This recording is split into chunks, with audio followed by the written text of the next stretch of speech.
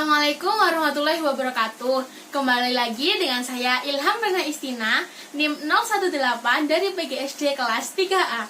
Hari ini kita akan mewawancarai Ibu Rani materi tentang bimbingan konseling. Sebelumnya kita perkenalan dulu ya. Terima kasih Mbak Rina atas kesempatannya.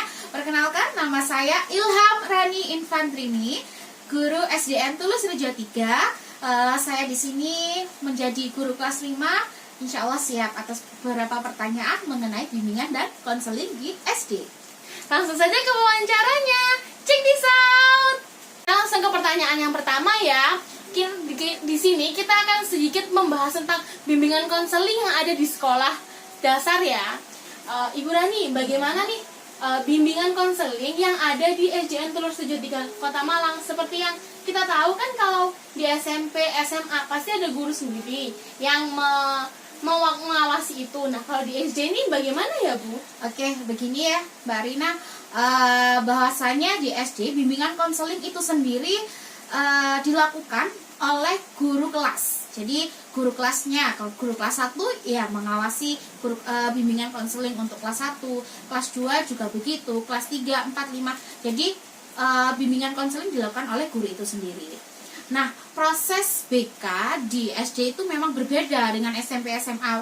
Kalau SMP SMA memiliki guru BK tersendiri. Kalau di SD tadi yang seperti sudah saya katakan, bahwasanya bimbingan konseling ya dilakukan oleh guru kelas atau wali kelas ya, biasanya menyebut wali kelas. Nah, gitu ya.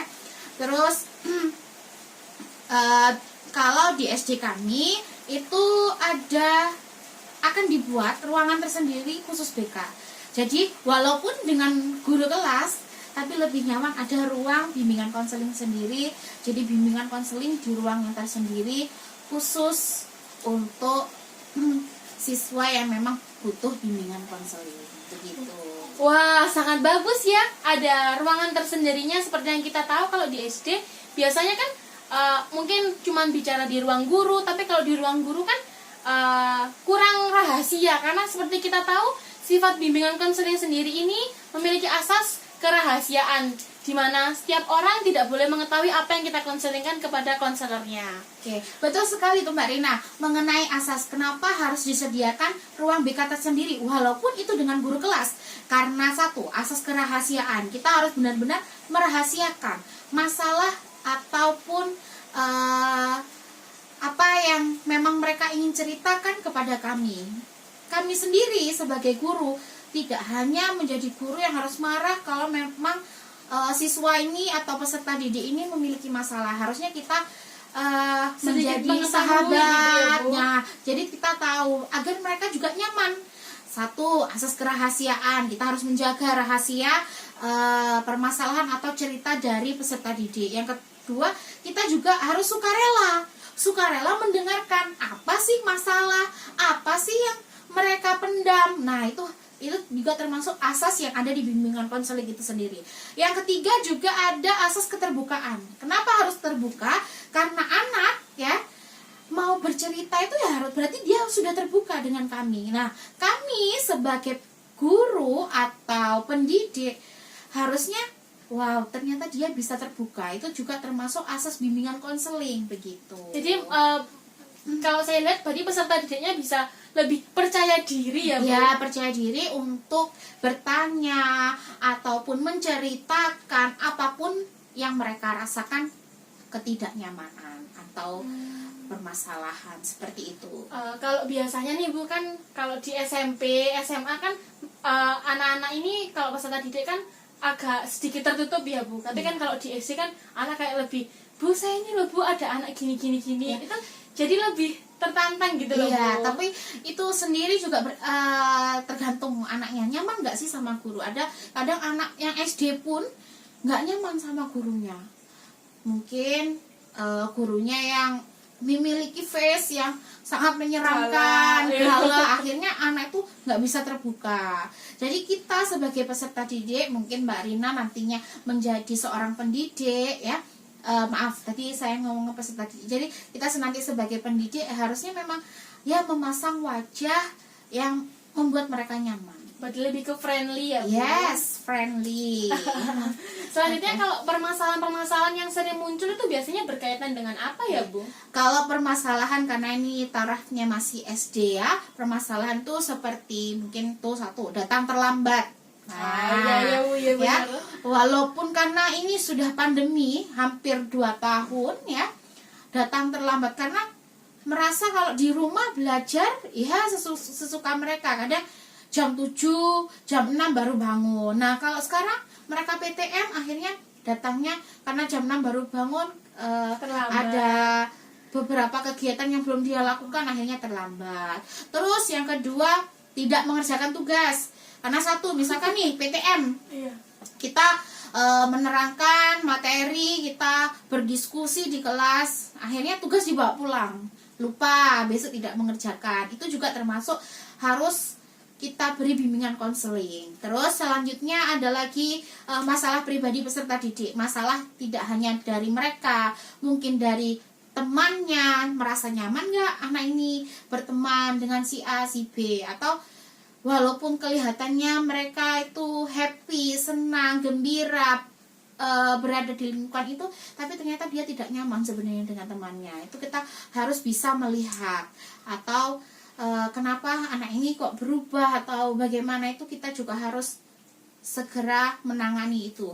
Selanjutnya, hambatan pembelajaran dari peserta didik. Misalkan mereka kesulitan memahami materi, atau mereka kesulitan ketika ternyata kita harus daring, mereka kesulitan untuk aduh ini gimana ya, saya nggak punya fasilitas, nggak difasilitasi oleh orang tua, akhirnya itu juga termasuk hambatan dan memang harus kita bicarakan bersama begitu ya. Kurang lebih masalah yang ada di SD itu ya seperti itu. Kalau untuk salah satu solusinya, Bu, mengatasi beberapa permasalahan itu bagaimana ya, Bu? Oke, salah satu solusi, beberapa solusi yang bisa kita berikan, yang pertama satu, kita harus berkomunikasi satu sama lain. Apa kesulitannya? Kita harus tanya. Mungkin kesulitan itu ada pada diri dia, kita harus bantu. Jadi intinya satu, komunikasi. Tapi kita harus tetap tadi menjaga asas kerahasiaan agar tidak semena-mena temannya tahu, akhirnya Takutnya dibully. Ya, benar, Bu. Jadi kita sebagai pendidik wajib merahasiakan. Terus yang kedua, kita harus menjadi pendengar yang baik. Apapun masalahnya, kita harus menjadi pendengar yang baik. Nah, pendengar yang baik itu orang kalau memang punya masalah, kita yang udah dewasa punya masalah, kita bercerita dengan teman kita, itu kayak rasanya kayak plong gitu ya. Iya. Plong. Apalagi ini anak yang masih harus dituntun. Jadi kita harus menjadi pendengar yang baik. Jangan dia berbicara, mengeluarkan pendapatnya, mengeluarkan unek-uneknya, terus kita, kamu nggak boleh seperti ini, malah kita marah. Itu Harusnya kan jangan. diselesaikan dulu. Iya, diselesaikan dulu. Kita dengar baik-baik apa sih yang ada di hatinya gitu. Terus selanjutnya itu tadi, jangan terbawa emosi. Misalkan dia salah nih, dia harus ada bimbingan konseling karena dia salah tidak mengerjakan tugas. Jangan terbawa emosi. Dengarkan dulu Alasannya apa gitu. Nanti kalau kita terbawa emosi, kasar, nah mereka malah nggak mau masuk sekolah. Itu kan juga sebuah, waduh, malah bukan bimbingan konseling, malah membuat sebuah masalah begitu. Terus ada lagi, kita harus memberi motivasi yang konkret. Memberi motivasi anak, kenapa sih kamu harus rajin belajar, kenapa sih kamu harus mengumpulkan tugas, kenapa sih kamu itu harus jadi anak yang baik. Jadi beberapa motivasi yang harus kita berikan kepada anak begitu. Dan kita sebagai guru juga harus menjadi fasilitator bagi mereka. Itu sih menurut saya solusi gitu. Banyak ya, Bu. Ya. Karena permasalahan juga kompleks, nggak melulu di satu sisi. Ya, kita harus melihat beberapa masalah karena per individu punya masalah yang berbeda.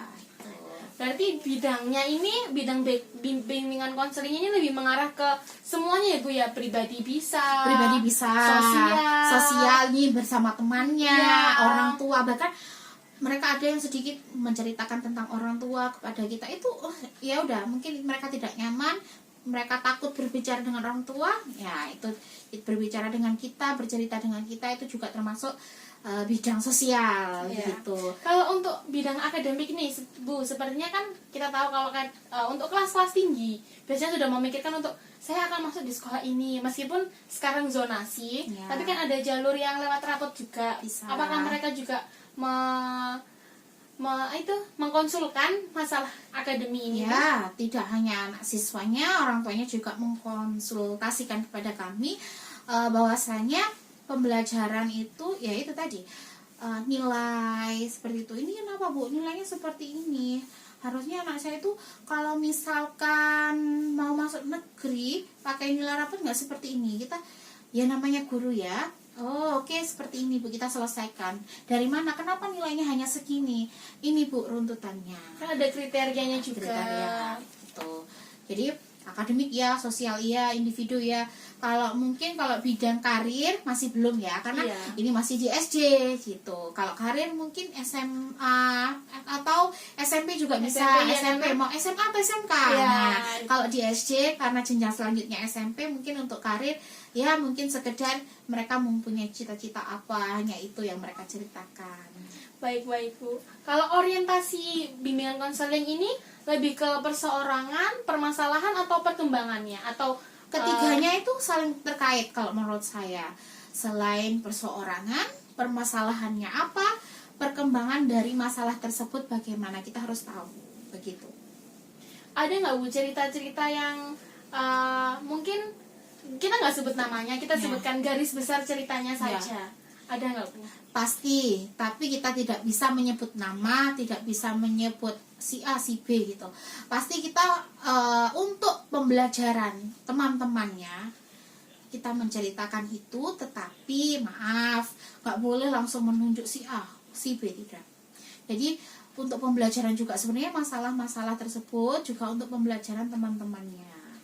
Walaupun tadi sudah disebutkan asasnya kerahasiaan. Jadi mungkin kalian kita sebagai pendidik menyebutkan nanti kalau kalian punya masalah seperti ini, Penyelesaiannya solusinya seperti seperti ini ya. Jangan sampai terbawa lebih ke arah negatif seperti itu. Biar mereka bisa ke arah positif yang lebih Ya, baik ya Bu. begitu. Kalau ruang lingkupnya ini mereka bisa menceritakan di dalam sekolah atau di luar sekolah atau gabung saja Bu? Kami sebagai guru, karena kita sebagai fasilitator ya, karena namanya anak nyaman tidak nyaman tuh tidak hanya di sekolah, mungkin di rumah.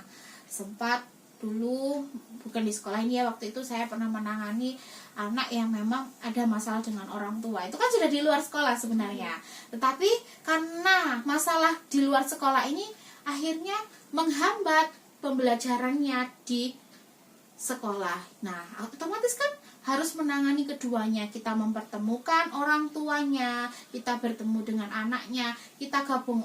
Kita sebagai pendidik mana ya? Oh, dari orang tua seperti ini, dari anak seperti ini. Harusnya kita seperti apa ya kepada mereka? Akhirnya dipertemukan dua-duanya, atau ya kita menyelesaikan masalah dengan bersama-sama.